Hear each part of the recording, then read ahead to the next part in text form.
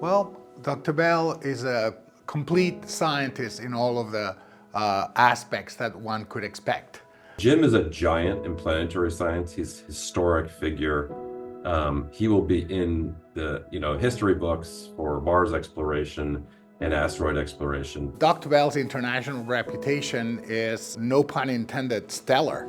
He's been the leader of various very famous space exploration missions like Spirit, Opportunity. He was the mission deputy principal investigator for the NASA Psyche mission, basically through the mission design and construction. And his role as a leader and as a mentor can't be overstated in the eventual success of that mission being selected and being launched, essentially. Two things pulled me into space sciences. First, there were guys driving cars around on the moon on television, which I thought was just the coolest thing.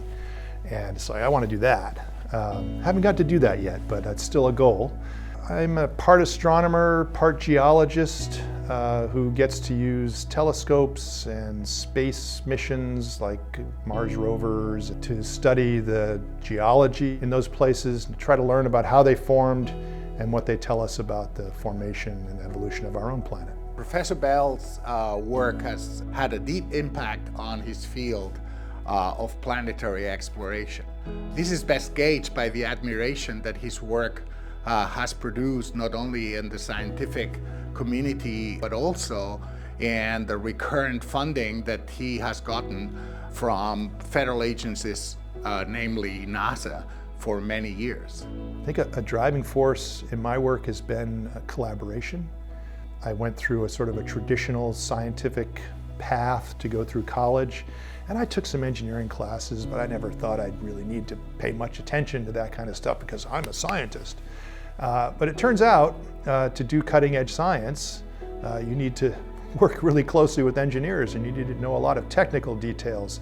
ASU turns out to be a place that attracts innovators, deep thinkers, disruptors, not just among the faculty, but among the student body as well. And so the ability to work with students and staff who want to try to do things that universities might not have a history of doing, that is the environment here. He's been really excellent in bringing in undergraduate and graduate students into the research enterprise, involving them in really serious scientific publications. There's probably many people in the field who could basically credit Jim's work as inspiration for getting into planetary science, and I'm certainly one of them.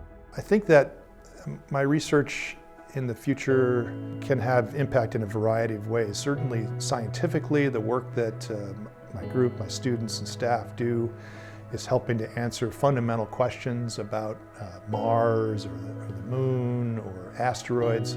But also part of what we do is just sort of purely to return the investment that the public is making. A lot of it is funded by NASA, which is funded by the taxpayers. A lot of us are very, very committed to trying to give back. So not just doing the science, but communicating the science and the value of that science to our stakeholders, absolutely critical for the future.